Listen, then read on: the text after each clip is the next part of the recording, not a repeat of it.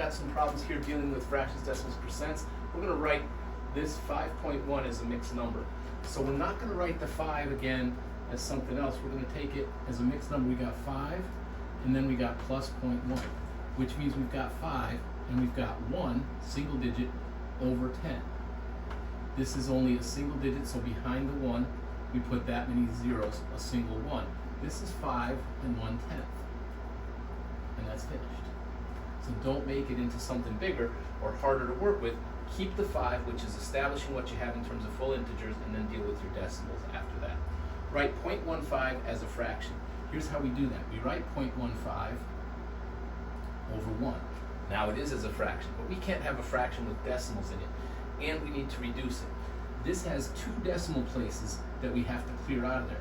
In order to do that, we're going to multiply it by a power of 10. That means 1 with zeros behind it, big enough to get me away from having a decimal.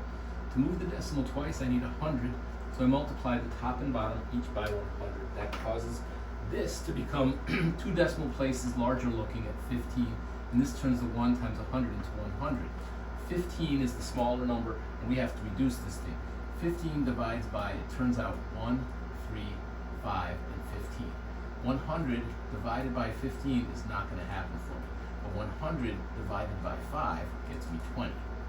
So when we do 100 divided by 5, we find that we can divide the 100 by 5 just as we can divide the 15 by 5.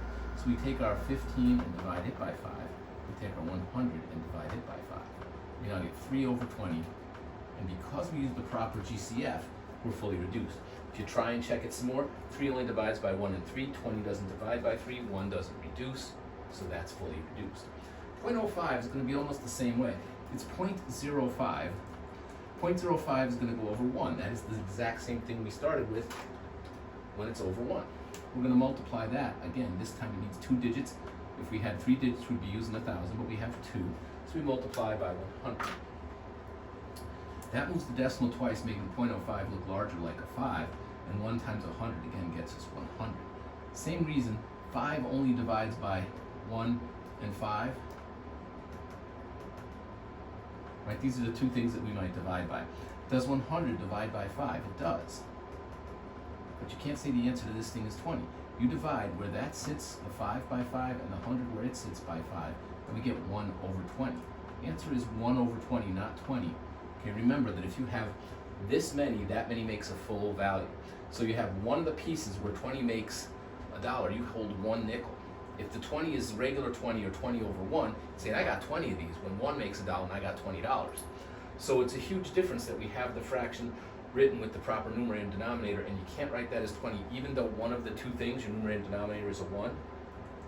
You have 1 divided by 20 in this case. Let's see what we're going to do here. I'm going to take the 8.148 and write it here until the tie is broken, which occurs right here.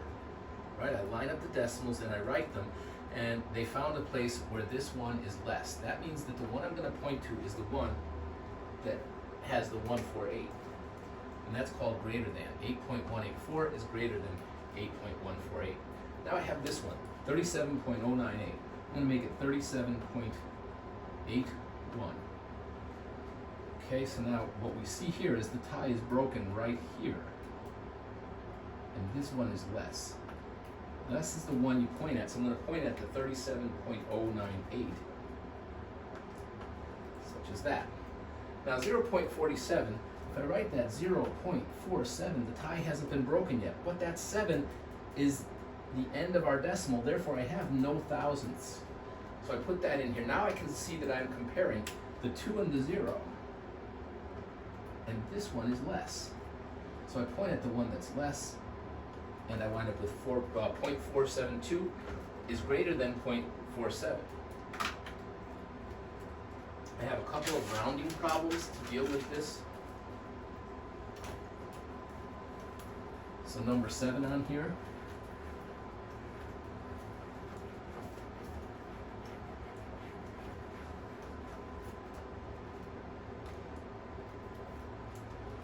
Number 7, this guy asks you to round to the nearest tenth. Here's the number that they start us off with. 38.6 722. The nearest tenth is, tenths comes right after the decimal, to the right of the decimal. So that 6 is either going to become a 7 or stay a 6. Now, what we're going to do is we're going to write 38 unchanged. But now we're going to look on, focusing only on the 67. If there are zeros to get you to the decimal, then you're going to put zeros to the decimal if you're out to the left of your decimal. But we're not. So we're going to not even look at where the 22 is because they're dropping off for sure. This 67, is that looking like 60 or 70? That's closer to 70, so I'm going to take this. I'm going to go 38 point, now I got 70, and I knew I was dropping off that 0, so 38.7. Number 8 wants me to round to the thousandths.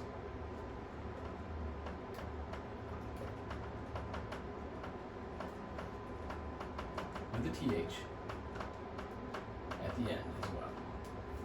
43.9895.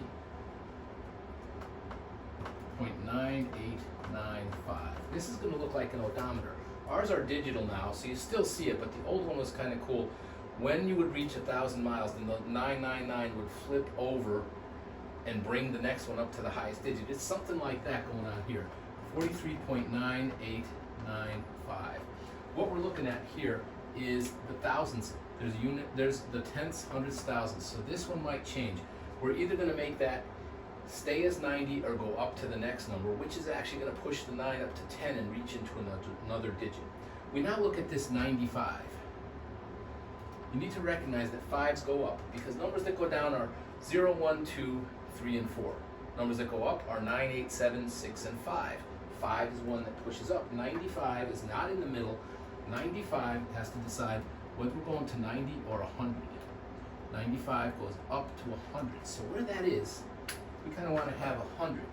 So we have this 43.9, and this guy, instead of, oh, and we've got 9, 8. But now what we have where the 95 is showing up is wanting to show up as 100.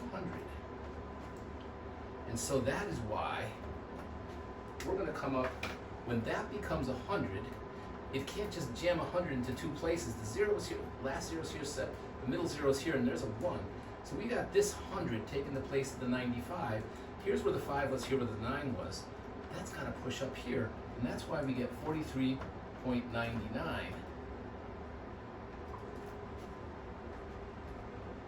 And it wants to the nearest thousand, so it does want us to put that digit there as well. So let's see, it wants that 100, yes. We've got, did I do that? No, I think you know what I did here? My mistake, I did that to the 100, correct, accurate to the 100, but let's do it again. Put a little, this through it, thousands, 3.989. The 9 might change. 5. Okay. So 95 becomes 100. We got 43.98. 95 becomes 100. And we'll go here. We'll put a 0, 0. That's 9. That's 9. 43. They want you to go to the nearest thousand. There's your tenths, hundredths, thousands. This one back here would be the 10,000ths and is beyond what they're looking for. What that means is we actually have to put that last 0 to get to the thousands. Otherwise, when we cut it off and drop it behind the 9, it looks like we only looked at the hundreds. What does that mean?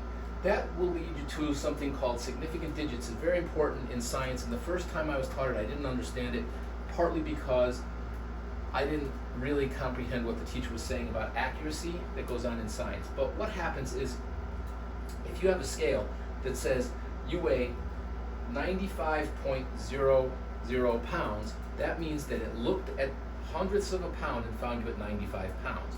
But if you have something that says, when you step on it, it just says 95 pounds, it means that you landed somewhere between 94.5 and 95.4999 because it didn't look that accurately. So the number of digits they ask for, if they want thousandths and it's a 0, you need to put it. That's a weird thing about science.